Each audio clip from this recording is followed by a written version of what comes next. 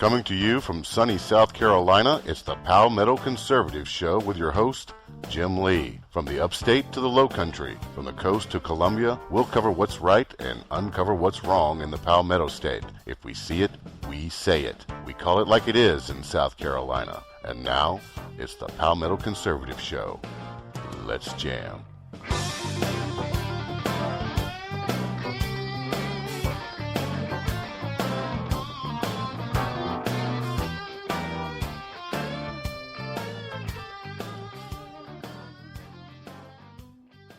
And welcome into the Palmetto Conservative Show here on the Conservative Broadcast Media Network. I'm your host, Jim Lee, part political junkie, part technology geek, part commentator, and sometimes snarky agitator for the application of common sense and the pursuit of critical thinking in the marketplace of ideas, particularly as it relates to the Palmetto State. I don't profess to have all the answers, folks, just an awful lot of relevant questions. Glad to be back here. We are broadcasting from a secret and undisclosed remote location today in the belly of the beast here in Columbia, South Carolina, and looking forward to what I hope will be a technology problem-free show for those that joined last week and endured the multiple stops and starts and whatnot and the difficulties. I thank you for those who stayed with it. Very, very pleased to see the listeners who joined in and stuck with us while we worked our way through it. So we're hoping that tonight goes off event-free when it comes to technology, but not event-free as we discuss the issues of the day. Usual and customary disclaimer here on the Palmetto Conservative Show. I'm not here just to simply make a speech to display rancor, vituperation, or bitterness, not just to spew vitriol. Have no desire to use incendiary language to cause people to do anything of ill intent. But I do want to tend to inflame your senses. I'm not here to incite violence, but I am here to incite action on the part of those who have within their very grasp the power to do something about the kakistocracy. And for those who are new to the show, a kakistocracy is what I believe precisely what we have in the federal government and here in the state government here in South Carolina. Government by the worst persons, or a form of government in which the worst persons are in power. You know, Plato once said that one of the penalties for refusing to participate in politics is that you end up being governed by your inferiors. Keep that in mind as we go down the beaten path tonight. I regret that we still are unable to take call-ins, and I, for one, miss that tremendously. That's my favorite part of the show, is to engage in the give and take, because that's the purpose of this program. It's not for me to simply rant, although I am wont to do, but to make this a conversation and really try and shed more light than heat, as they say. But we will continue to work on that as we work our way through the process of the return of the Palmetto Conservative Show.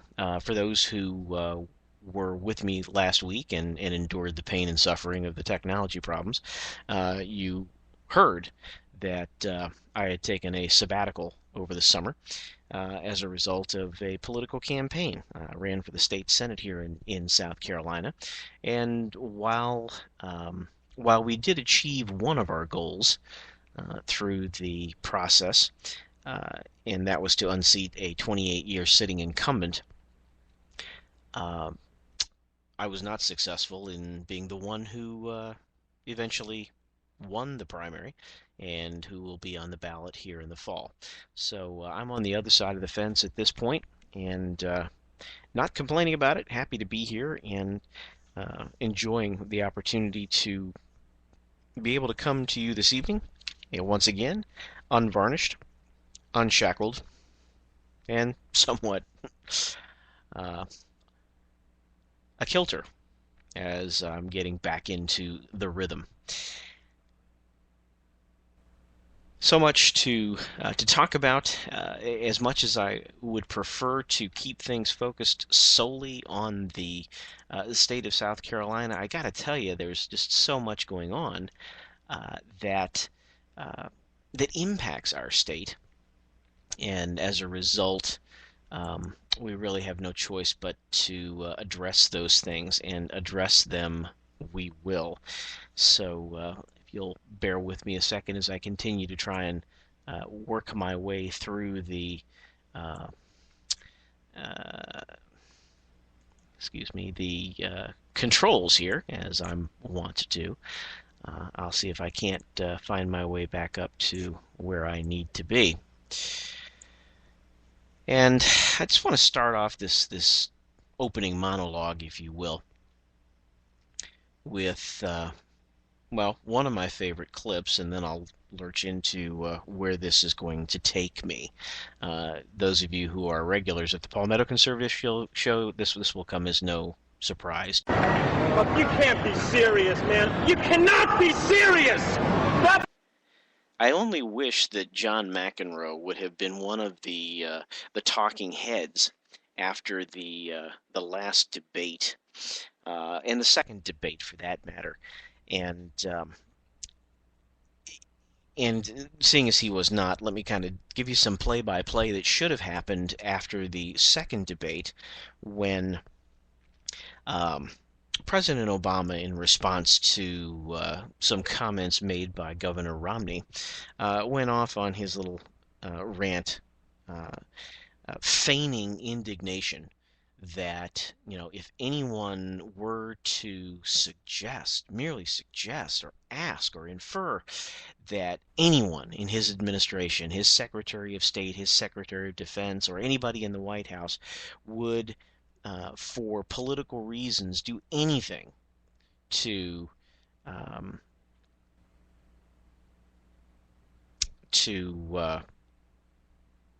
mislead or make a political issue out of the whole situation in Benghazi, while he just found that to be offensive. Well, Mr. President, as someone who is a 32-year veteran, and one who does not take to criticizing those who are in positions of authority lightly, and one who prefers to see much more candor yet respect in our political dialogue, I gotta tell you, you have offended me as an American citizen, as we learn more and more about what really took place in the hours after our consulate in Benghazi was overrun by terrorists, attacked by terrorists. Last I checked, your odd, spontaneous demonstrations, your rowdy crowds and whatnot, typically don't have fixed position mortars under their arms. Last I checked, they don't carry RPGs. Clubs, sticks, torches, the occasional Molotov cocktail and things like that, maybe.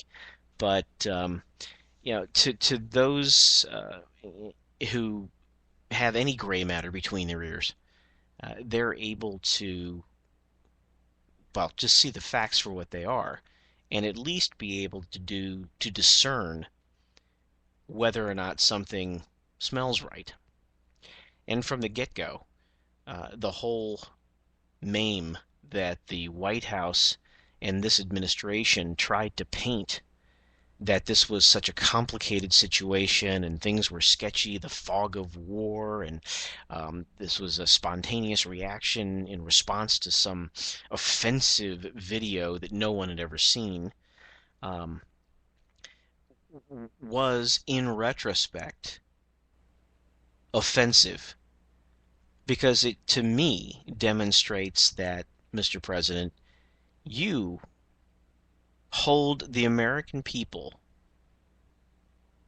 in such contempt that you think the collective intelligence of the American people is that about one notch above a P. That they, for some reason, are completely unable to put two and two together. Now, I will grant you there is some percentage of the American people whose ignorance causes them to behave as though they have the intelligence of a pea. And whether that number is 10%, 47%, or what, I don't know. I'll leave that to you in the audience to determine. But at the end of the day, most people could see this thing for what it was from the get-go. And now, as we see this trail of correspondence, emails, and other things that are coming out, where there's video and pictures and pieces are starting to come together, it's patently obvious that while you may find it offensive that people look at you with contempt and your administration with contempt, those of us out here in the fruited plains, or down here in the Palmetto State across the sandy dunes, are more than just a bit offended that you think we're that stupid. So, Mr. President, with the respect due the office of the president, and not the respect due its current incumbent, I find you to be offensive. Now, again, this was in the second and the third debate, but... Look, you can't be serious, man. You cannot be serious! You saved GM? Mr. President, only in your warped mind can you possibly be serious that you think you saved GM. Not only is that company only being held afloat by virtue of the massive fleet purchases this federal government is making from General Motors, but in the process of bailing them out and not doing what we should have done, and I'll go into this in a bit more detail in the next segment, but by taking the approach that you did, not only did you violate hundreds of years of established bankruptcy law, but you've created moral hazards. And the consequences of creating those moral hazards are far more significant than the costs that would have been endured had General Motors gone through bankruptcy, not closed its doors, but gone through bankruptcy. You know, there is a difference, Mr. President, but I'm doubtful that you understand that because you have absolutely no clue whatsoever as to how the economy actually works or what business actually does. But that notwithstanding, you saved GM? Hogwash. GM is into us, the taxpayers, for billions upon billions of dollars. Difficult to get a specific estimate at this point, but it's over $25 billion. And that's notwithstanding the fact that we are now shareholders in Government Motors, and the purchase price of the stock is so much higher than the current value of the stock that if we were to sell all of our shares today, we would take another several $billion-dollar loss. And I've forgotten the specific numbers, but if memory serves, it's somewhere in the $50 billion, $50 billion. And if that is your definition of saving GM, with all due respect, sir, I think your intelligence may be about a step above a pea. Your jobs created nonsense? That you supposedly created 5 million jobs? Let's look at net new numbers, sir. Throughout the course of your administration, you have created